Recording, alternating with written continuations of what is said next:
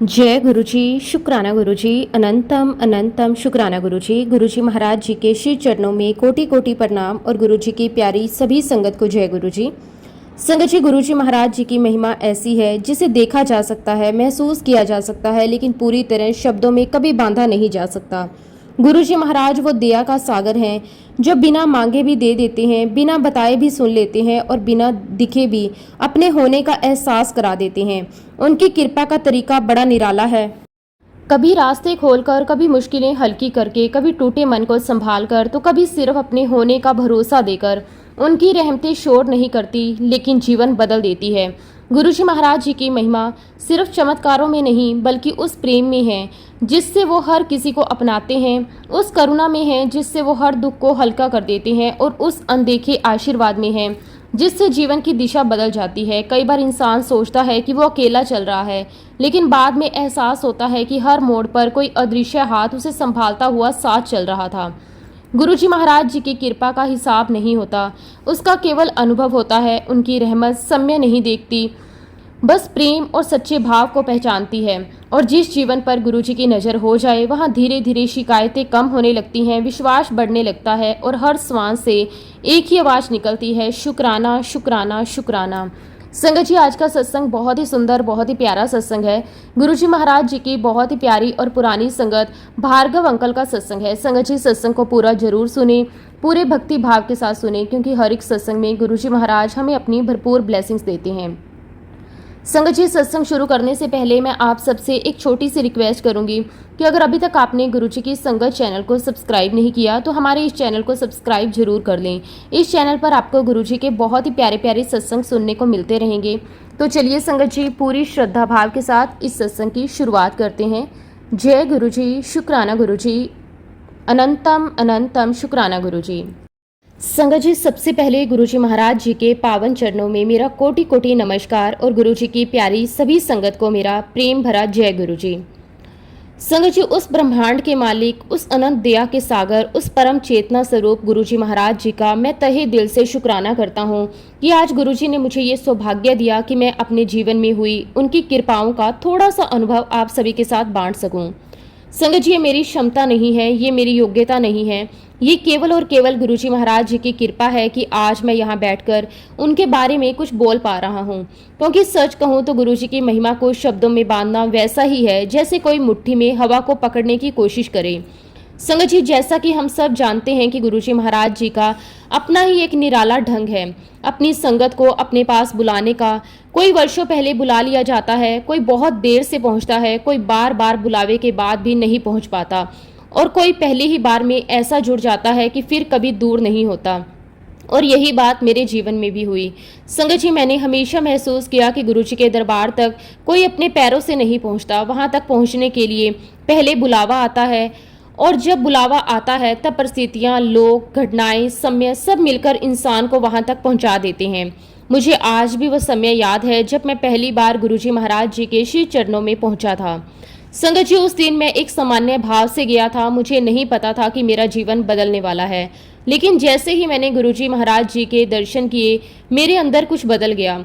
मैं शब्दों में नहीं बता सकता, लेकिन मुझे ऐसा लगा जैसे मैं पहली बार नहीं आया, जैसे ये कोई नई मुलाकात नहीं है, जैसे ये रिश्ता बहुत पुराना है। और संगत जी, उस क्षण मुझे गुरुजी महाराज जी में वही करुणा, वही प्रेम, वही शांति दिखाई दी जो मैं बचपन से गुरु नानक देव जी के स्वरूप में महसूस करता आया था।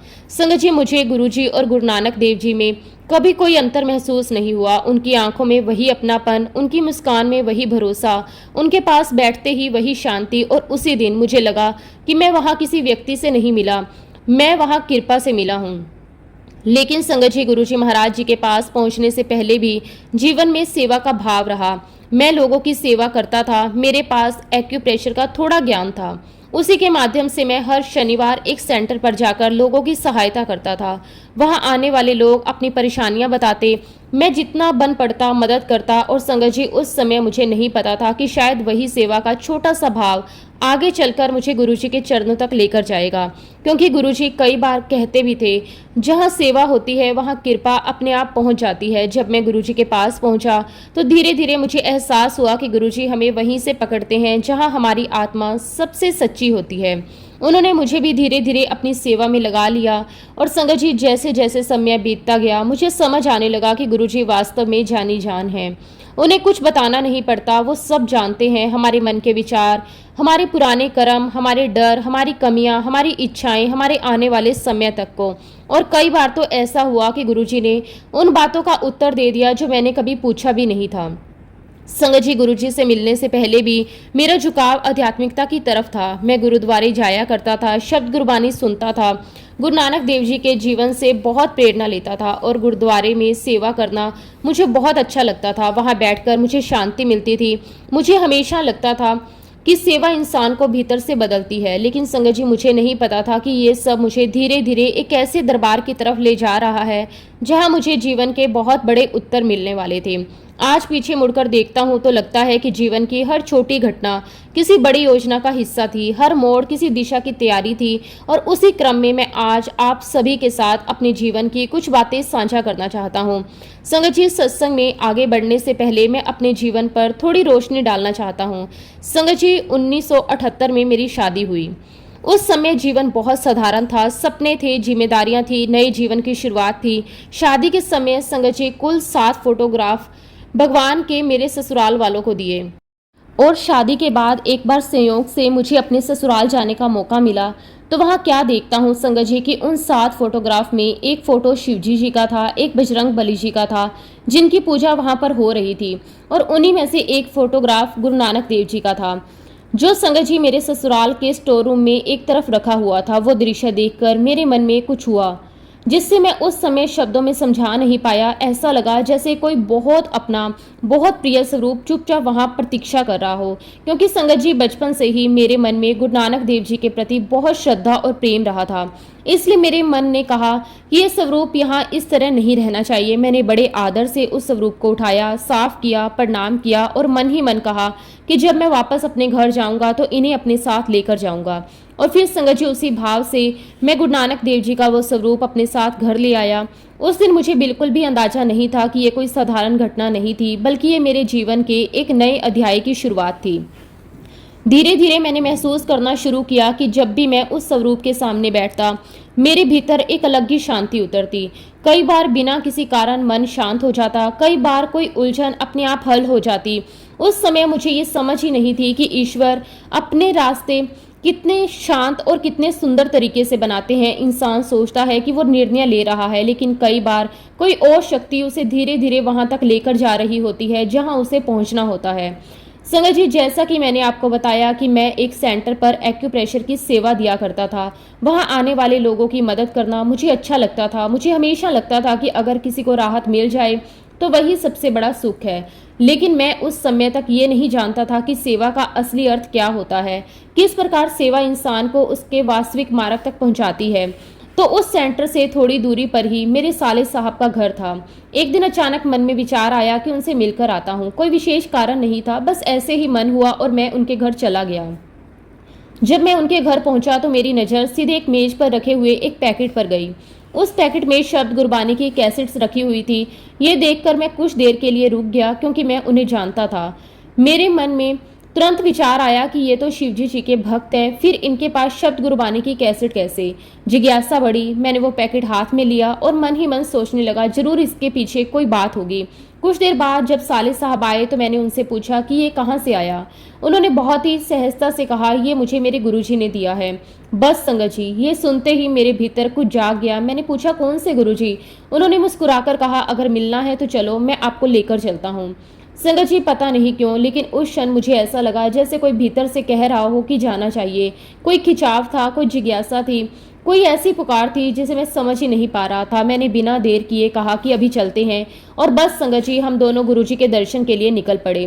पूरे रास्ते मेरे मन में तरह तरह के विचार आ रहे थे। कौन होंगे, कैसे होंगे, क्या कहेंगे, क्या सच में कोई ऐसा इंसान हो सकता है जो किसी के जीवन को बदल दे?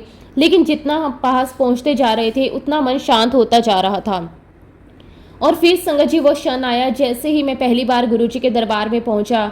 जैसे ही मेरी नज़र गुरुजी पर पड़ी, संगत जी आप विश्वास नहीं करेंगे, मैं कुछ पल के लिए वहीं ठहर गया।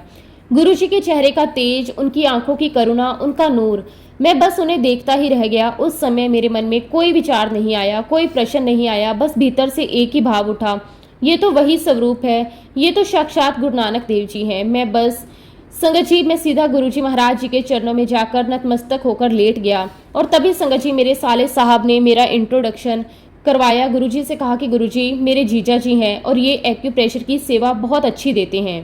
संगत जी इतना सुनते ही गुरुजी महाराज मुझे कहने लगे, तो चलो फिर आ जाओ, करो सेवा। और संगत जी उस दिन से जैसे मेरे जीवन का एक नया अध्याय शुरू हो गया। मैं पहले सोचता था कि मैं सेवा करने आया हूँ, लेकिन धीरे धीरे समझ आया कि सेवा हम नहीं करते, सेवा का अवसर भी कृपा से मिलता है। इस प्रकार गुरुजी महाराज जी ने लगभग 3 साल तक मुझसे अपनी सेवा करवाई और संगत जी उन 3 वर्षों में मैंने ये अनुभव किया कि गुरुजी के पास कुछ भी छिपा नहीं रहता। वो केवल हमारे वर्तमान को नहीं देखते बल्कि हमारे भीतर की स्थिति को भी जानते हैं। कई बार बिना बोले ही उत्तर मिल जाते थे, कई बार मन में जो प्रश्न होता उसका जवाब किसी और के माध्यम से मिल जाता और कई बार लगता कि गुरुजी ने पूछा भी नहीं और सब जान लिया। संगत जी, जैसा कि मैंने पहले भी कहा कि गुरुजी महाराज जी को उस आत्मा का भी ज्ञान होता है जो उनके पास आई है, उसका स्वभाव क्या है, उसका जीवन कैसा रहा, उसके अंदर कौन सी कमजोरी है, किस बात से वो टूट सकता है, किस रास्ते से उसे संभाला जा सकता है। और मैंने कई बार महसूस किया कि जब जीवन में कोई कठिन समय आने वाला होता था तो उससे पहले ही गुरुजी किसी न किसी रूप में संगत को अपने और पास बुला लेते थे। उस समय शायद समझ नहीं आता, लेकिन बाद में एहसास होता है कि ये भी उनकी कृपा थी। फिर संगत जी एक दिन गुरुजी महाराज जी ने मुझे अपने पास बुलाया और बहुत ही सहज भाव से कहा, अंकल तुझे सेवा करते करते 3 साल हो गए, चल हुन तू दरबार विच बैठ, समाधि लगा, ध्यान लगा। अब संगत जी सच बताऊं तो मुझे ध्यान लगाना नहीं आता था। मैंने ना कभी कोई विशेष अभ्यास किया था, ना मुझे कोई विधि पता थी, लेकिन गुरुजी का हुक्म था और मेरे लिए वही सबसे बड़ा मार्ग था। मैं जाकर गुरुजी की गद्दी के पास बैठ गया। शुरुआत में मन इधर उधर जा रहा था, फिर धीरे धीरे भीतर शांति उतरने लगी। मुझे समय का बिल्कुल एहसास नहीं रहा, ना आसपास की आवाजें सुनाई दी, ना किसी के आने जाने का पता चला। बस ऐसा लगा जैसे सब कुछ शांत हो गया हो। फिर ना जाने कितनी देर बाद मेरी आंख खुली। मैंने देखा कि गुरुजी महाराज गद्दी पर विराजमान है।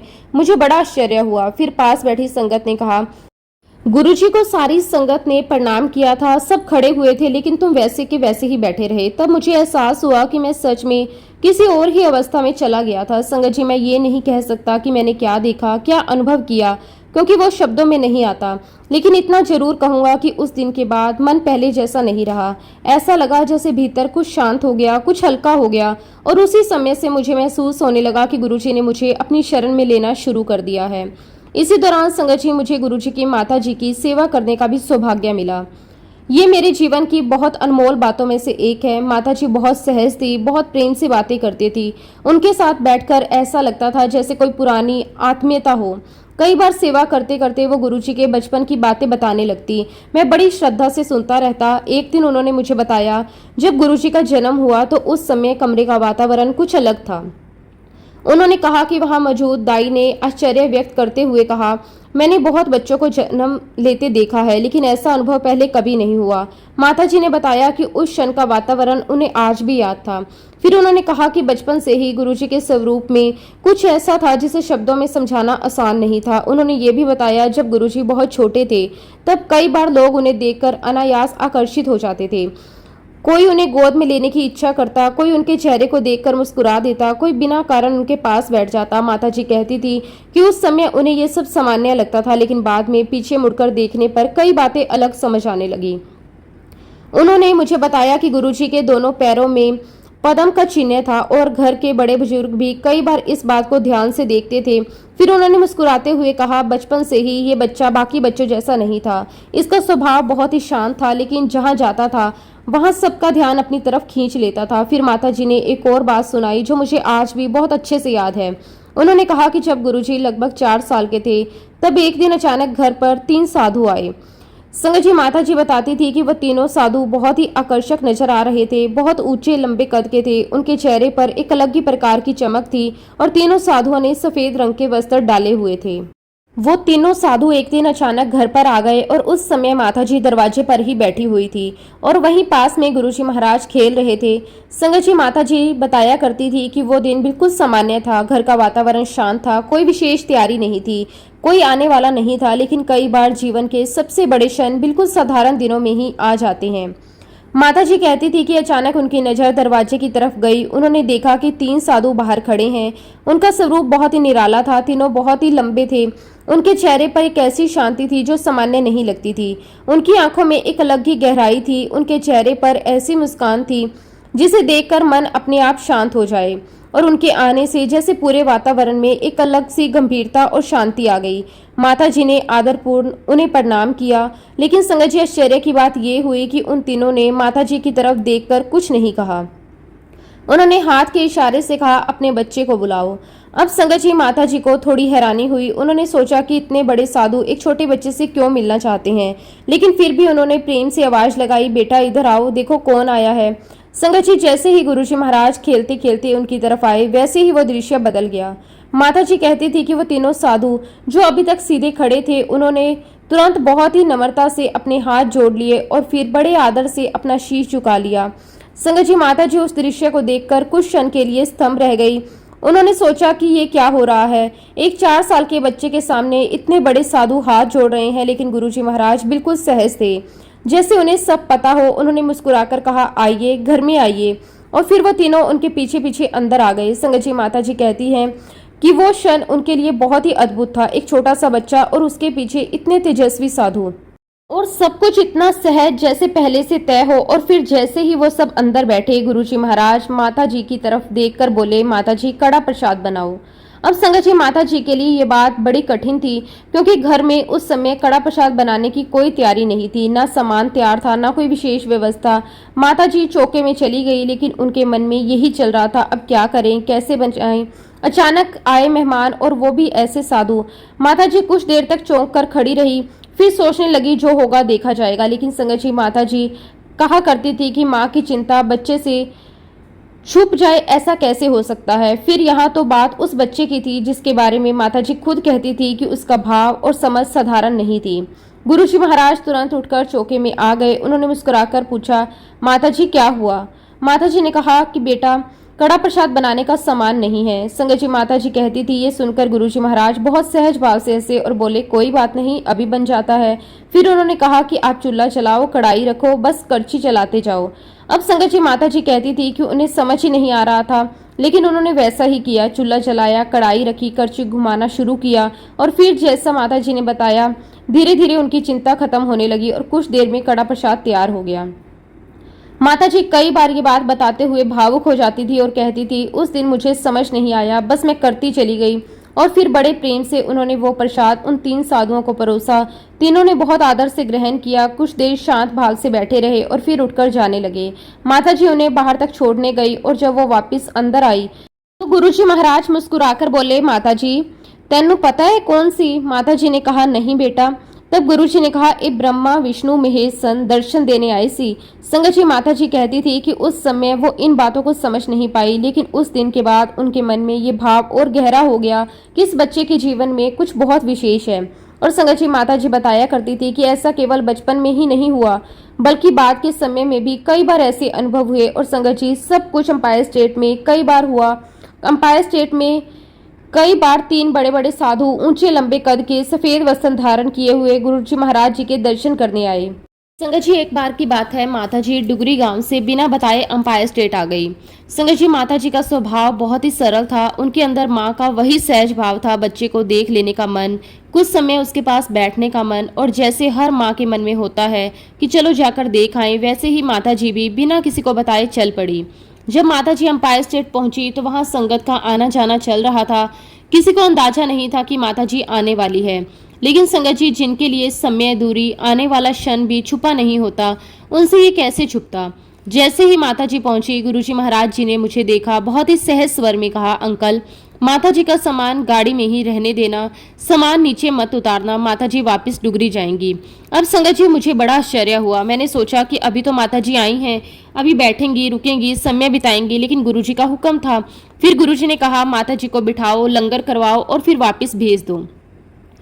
संगत जी ये बात सुनकर मेरे मन में बहुत प्रश्न आए। मुझे लगा शायद कोई और कारण होगा, लेकिन फिर गुरुजी ने जो बात कही उसने मुझे भीतर तक सोचने पर मजबूर कर दिया। गुरुजी ने कहा कि अंकल माताजी से थोड़ा दूर रहना चाहिए, वरना प्यार उमड़ जाता है, माँ के प्रति लगाव बढ़ जाता है। संगत जी, जब मैंने ये शब्द सुने तो मैं गुरुजी को देखता ही रह गया। मेरे मन में विचार आया, ये क्या बात हुई? जो सबके हैं, जो सबको अपना मानते हैं, जो सबको प्रेम देते हैं, वो अपनी माता जी के बारे में इतनी सहजता से ये बात कैसे कह रही हैं? फिर धीरे धीरे मुझे उस बात की गहराई समझ आने लगी। संगत जी, उस दिन मुझे एहसास हुआ कि चाहे कोई कितना भी बड़ा क्यों ना हो, माँ के प्रति भाव वही रहता है, ममता का रिश्ता वही रहता है, और शायद गुरुजी उस भाव की पवित्रता को बचा कर रखना चाहते थे।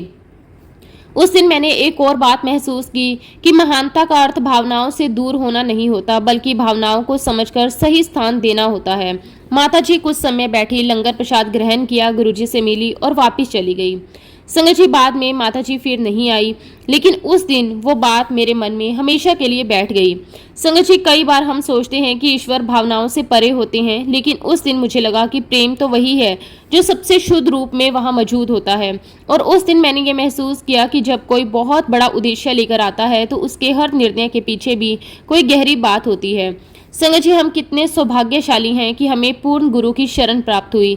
जीवन में बहुत कुछ मिल सकता है, ज्ञान मिल सकता है, सफलता मिल सकती है, सुविधाएं मिल सकती हैं, लेकिन सही मार्गदर्शन हर किसी को नहीं मिलता। जब किसी को ऐसा मार्ग मिल जाए तो उसे भीतर से बदलना शुरू कर दे तो वो बहुत ही बड़ा सौभाग्य होता है। गुरुजी, आपका लख लख बार शुक्राना कि आपने हम सभी को अपने श्री चरणों में बिठाया, अपनी संगत बनाया, अपने प्रेम से जोड़ा। संगत जी, मैं गुरुजी महाराज जी के पास 1997 में गया था और मैंने अपनी आंखों से देखा कि गुरुजी महाराज जी के दरबार में हर प्रकार के लोग आया करते थे। कोई बहुत बड़े पद पर था, कोई बहुत बड़ा व्यापारी था, कोई बहुत ही प्रभावशाली था, कोई बिल्कुल साधारण जीवन जीने वाला। लेकिन वहां बैठने के बाद सब एक जैसे हो जाते थे। संगत जी, मैंने देखा कि बड़े बड़े अधिकारी, बड़े बड़े बिजनेसमैन, अलग अलग क्षेत्रों के लोग सब वहां बैठते थे।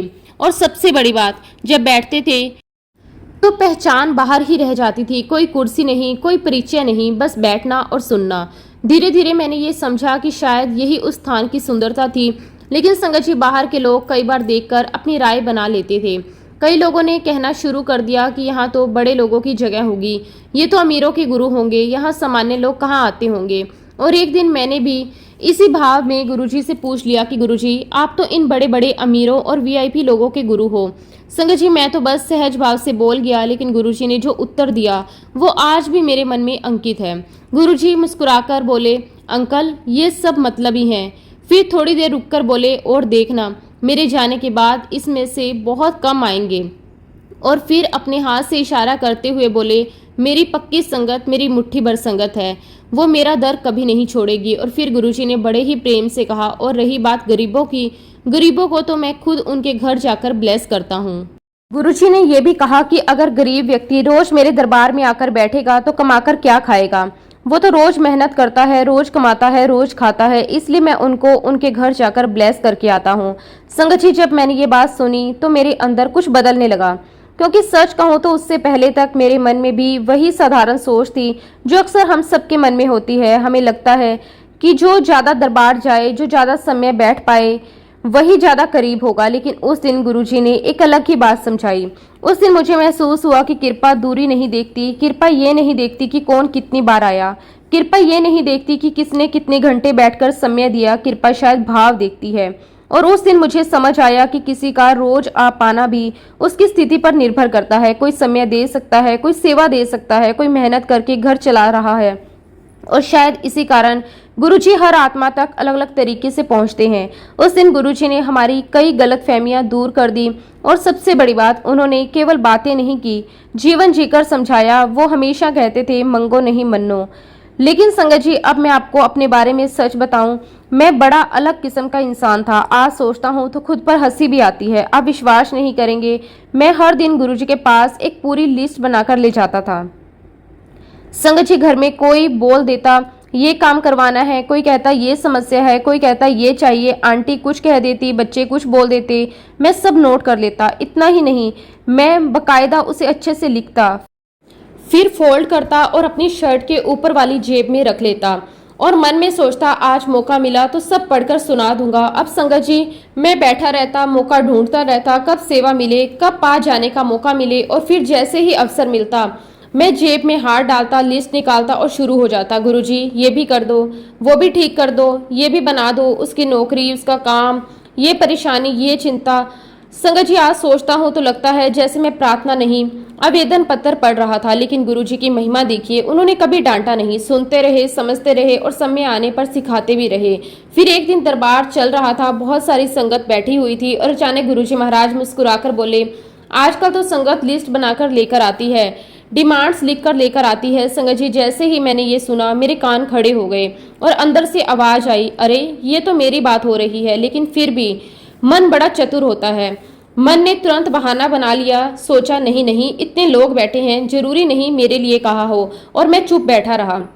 लेकिन अंदर कहीं समझ आ रही थी। फिर कुछ दिन बाद गुरुजी एक पुरानी संगत आंटी जिन्हें हम सब मामी कहते थे, वो मेरे पास आई। दरबार चल रहा था, उन्होंने धीरे से मेरे कान में कहा, अंकल गुरुजी से मांगा नहीं करते, फिर देखो गुरुजी क्या क्या करते हैं। संगत जी उनकी बात सुनकर मैं कुछ देर शांत हो गया, लेकिन सच बताऊं उस समय मेरा मन अभी भी पूरी तरह नहीं माना। मैंने अपनी दाईं तरफ देखा, वहां भी संगत बैठी थी, मैंने बाईं तरफ देखा, वहां भी संगत बैठी थी, और मेरे मन में विचार आया, ये सब भी तो कुछ ना कुछ मांगने आए होंगे। कोई स्वास्थ्य मांगेगा, कोई नौकरी, कोई बच्चों का भविष्य, कोई शांति, कोई घर, कोई सुख। तो अगर मैं मांगता हूं तो इसमें गलत क्या है। फिर मन ने दूसरा तर्क दिया, अगर बच्चा अपने पिता से नहीं मांगेगा तो किससे मांगेगा। और संगत जी उस समय मुझे अपनी बात बिल्कुल सही लग रही थी। मैं मन में सोच रहा था, हम इंसान हैं, हम दुनियादारी में रहते हैं, हमें ज़रूरतें होती हैं, हमें चिंताएं भी होती हैं, हम कैसे ना मांगे। फिर एक और विचार आया, क्या मांगना गलत है या मांगने का तरीका गलत है? क्या समस्या ये है कि हम मांगते हैं या ये कि हम केवल मांगते हैं?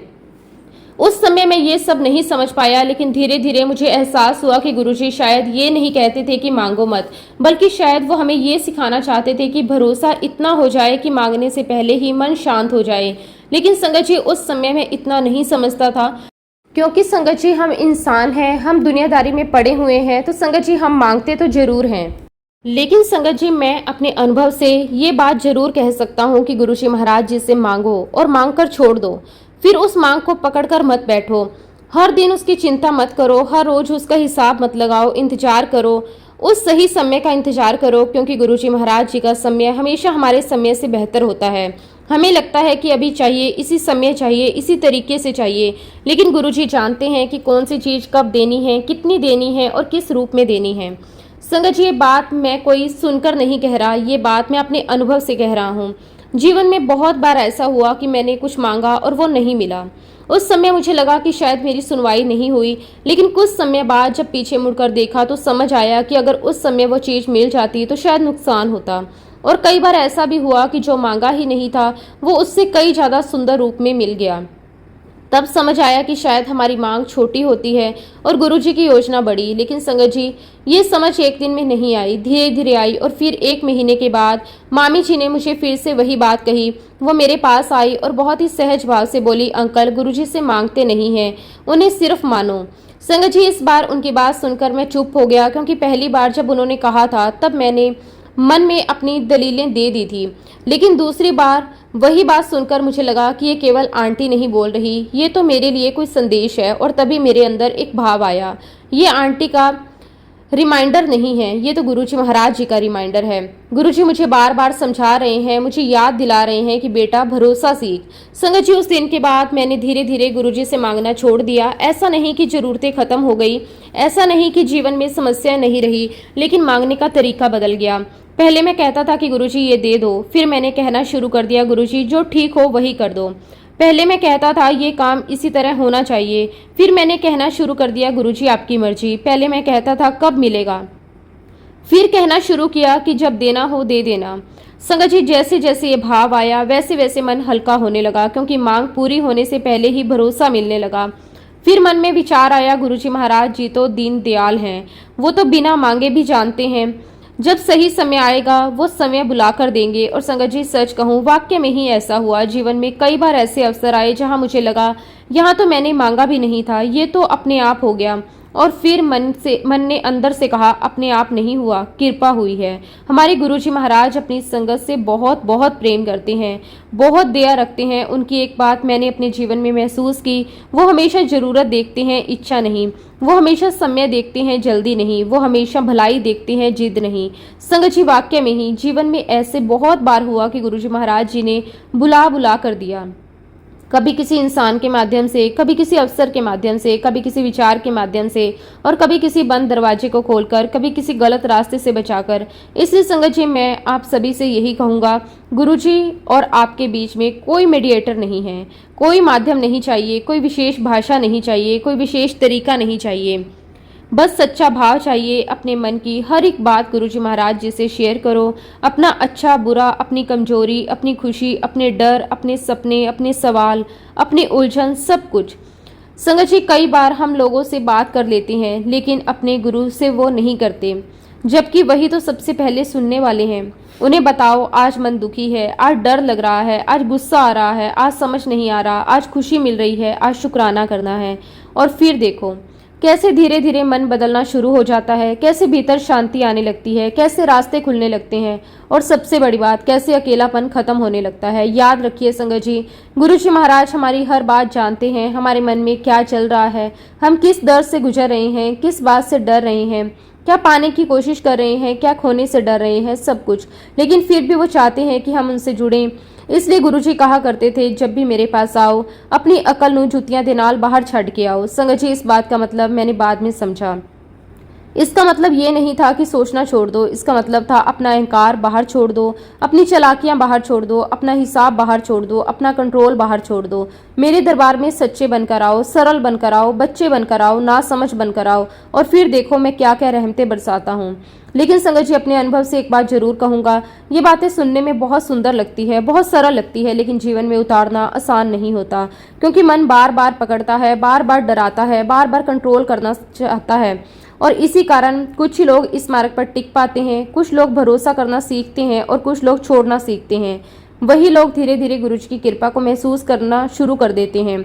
संगत जी, बस गुरुजी महाराज जी पे भरोसा रखो, हमेशा उन पे विश्वास रखो, चाहे कैसी भी सिचुएशन हो, लेकिन आपका विश्वास कभी भी डगमगाना नहीं चाहिए। और इसी के साथ संगत जी, अब मैं अपने शब्दों को, अपनी वाणी को यहीं पे विराम देता हूँ। जब भी गुरुजी महाराज मुझे आज्ञा देंगे, मैं अपना अगला शुक्राना सत्संग भी आप सबके साथ जरूर शेयर करूँगा। जय गुरुजी, शुक्राना गुरुजी, अनंतम अनंतम शुक्राना गुरुजी। ओम नमः शिवाय, शिव जी सदा सहाय। ओम नमः शिवाय, गुरुजी सदा सहाय। जय गुरुजी, शुक्राना गुरुजी, अनंतम अनंतम शुक्राना गुरुजी।